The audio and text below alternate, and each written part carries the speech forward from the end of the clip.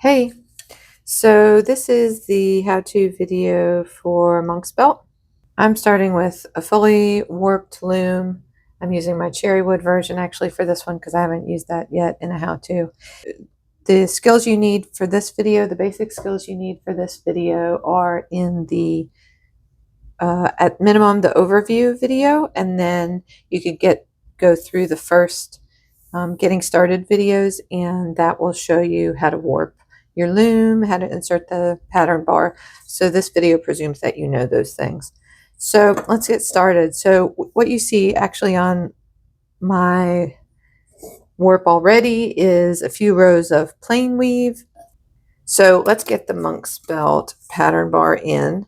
Like all the pattern bars, you're going to put the words on the left, the numbers on the right, slides up against the top of the loom and turns. Okay, so I want to take you through what you see when I'm doing this. The monk's belt pattern, this particular monk's belt pattern is one that I just kind of created based on traditional patterns. And the way that this bar works is 2 of the positions are plain weave and 2 of them form the monk's belt pattern. So let's look. The 2 positions that form the plain weave are 1, which is what we're in, and 3. So 1 and 3, and that's basically like 1 and 2 of the plain weave bar. So there's 1 and 3. Another important thing about this pattern bar is that it has the floating selvage. So you've learned to use floating selvage in the other videos, so we'll be using it in this one. Okay, so 1 and 3 are the plain weave, and then so what are 2 and 4? Do you see how 2 and 4 are picking up big bunches? You can see it if you look up at the top here. You can see how it's picking up big bunches of warp threads, and it's picking up the opposite warp threads. So that is what's going to form your pattern. So here's some monk's belt, and you can see that there's a plain weave that forms the background, and then another color in the monk's belt weave forms these contrasting overlay with these long floats, right? So the way that we form this is that we keep the plain weave going in the background, and in between every single plain weave row, we weave a monk's belt weave. Let's see what that looks like. All right, so I've got my 2. These shuttle needles are great because they can get real fat but also still pass pretty easily through the shed. And the way that I do that is I hold them on edge. So you can hold them on edge and they pass pretty easily, just kind of slice right through that shed. So I'm going to go under on the way in, over on the way out.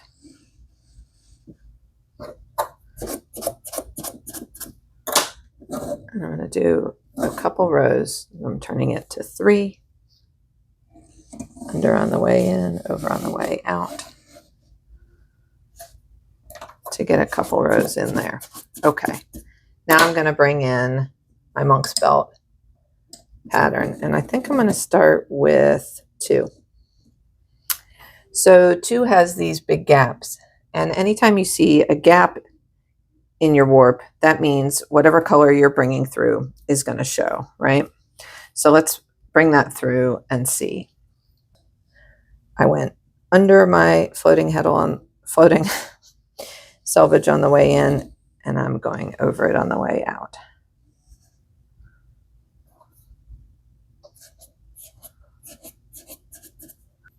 So that was our monk's belt row, and our monk's belt row is always red. And then I'm going to go back through with my purple, which is my plain weave background. And what I need to do is make sure that I'm in the opposite shed of whatever plain weave shed I was in before, right? So let's see, because I've actually forgotten because I've been standing here talking. So it looks like I need that it's not 3, it's 1. So this last plain weave row was in 3. Now I'm turning it to 1, and I'm going through.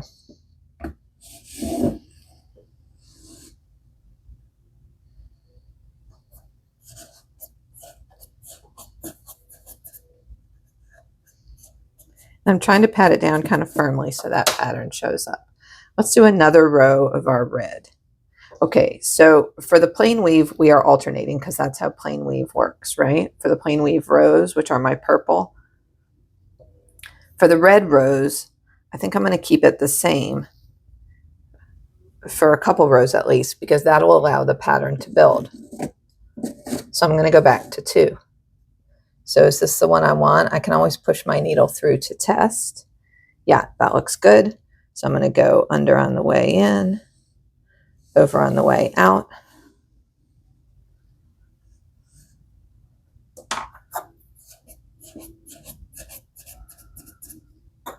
And you'll see that it's building up thick rows of this particular patterned row. We're going to go back through with our plain weave. So the last row we did in plain weave was 1, right? Let me just double check that. I like to bring my needle down. Yes, because I'm over here, if you can see right by my finger, and if I went through, I'd be over it again. So we need to switch to the other plain weave row.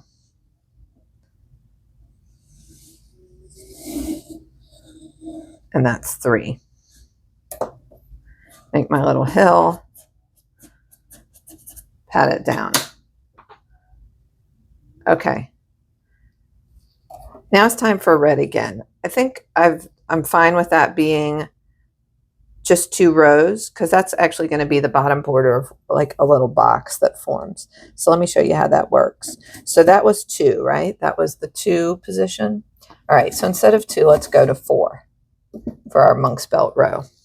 Again, under on the way in, over on the way out. Make your little hill.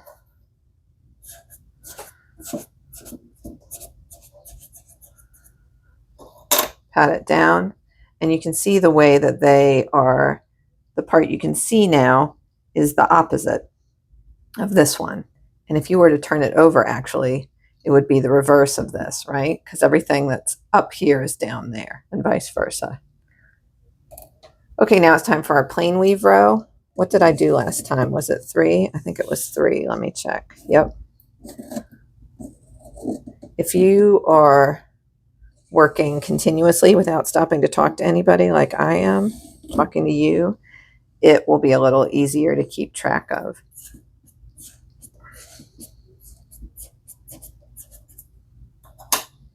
Okay, there I did my background plain weave row. And now I'm going to move it to 4 again, because it's time for our monk's belt row. Monk's belt row is the nice fluffy red pencil roving.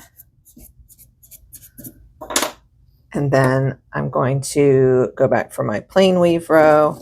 And is my plain weave row 3 or 1? Looks like it's 3 this time. And you don't have to sweat this too much, because what's the worst that could happen? You just undo it. Okay, it's time for my monk's belt row. Again, we're at 4 for monk's belts. We just go right back to 4 because we want these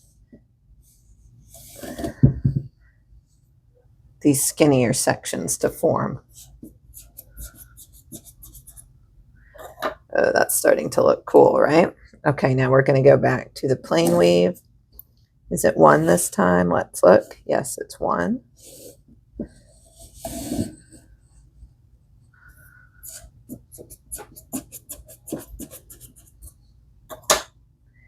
Now we're going to go back to 4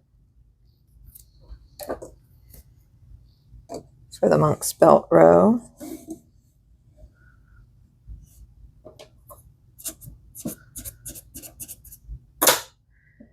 And then back to 3. Ooh, did I get it right this time? Yes. Oops. For the plain weave row. So can you see this? I'm going to pick it up and show you.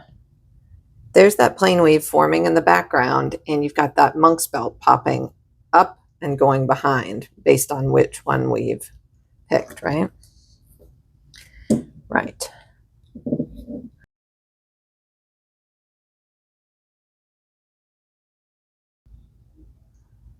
Okay, that's looking cool. Now, you might find, as I do, that it helps me to say it out loud, because then I can kind of like listen in my memory and be like, what did I say the last time for the plain weave? Am I on 3 or 1? So that's helpful. All right, this looks awesome. I've just done a plain weave row, and I'm going to do a monk's belt row 2, because that's going to give me this bigger, right? Whatever you see as pattern bar showing through, that's what your yarn is going to show.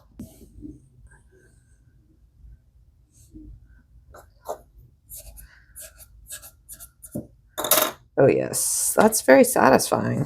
All right, now of course I've forgotten what plain weave I'm on.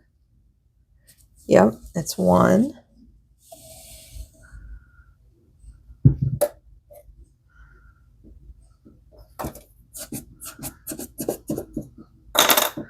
All right, let me do 1 more, which is good because I'm about done. And I think I'm going to go back to the 2, which is going to show me that those nice big chunks through, nice and chunky.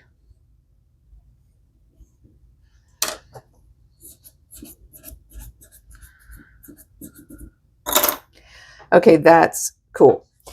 All right, so I'm ready for a color change, and I think I'm going to go to the 4 pattern of monk's belt and use this black. And this black is actually a tufting yarn that is kind of beefy and hardy, and I like it. And maybe I will do a couple rows of that in between the plain weave. So let's see.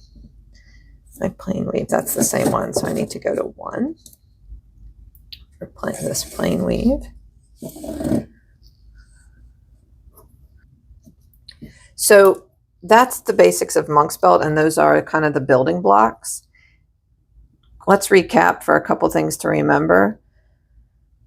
Plain weave is your background color, and that helps to have a slightly finer yarn, like a DK weight, I think a 6 it's also called in knitting, or this rug tufting yarn I like, but it's pretty thin. I think, would they call this a fingering weight?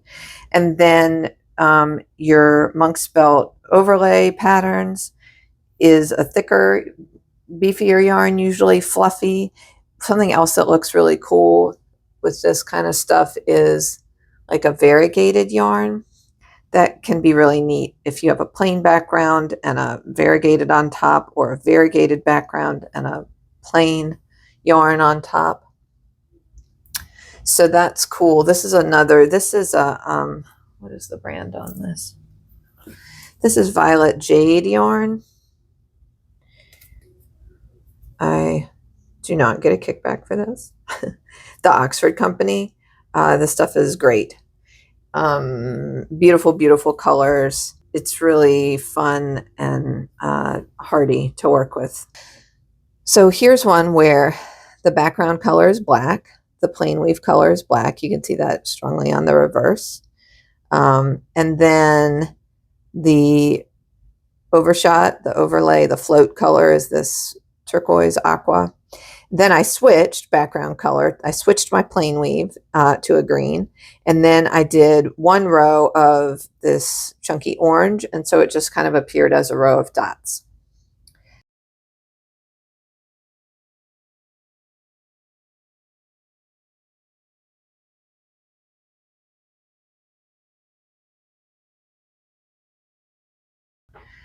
All right, so now I'm switching to plain weave with my black, and I've got a different kind of yarn, like a thinner rug yarn for the plain weave background.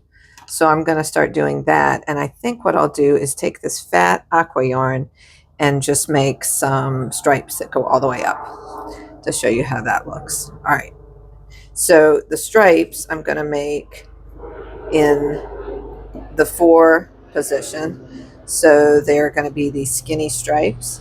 And then in between every 4 position, I'm going to alternate 1 and 3 for the plain weave. All right, I'll do that and I'll get back with you. Okay, so here I am I wove some vertical stripes, and I did that by doing the plain weave with the black background and then using my fat pencil roving type yarn to make the monk's belt in the position 4. So let's see where we are. Let's do this row. Just finished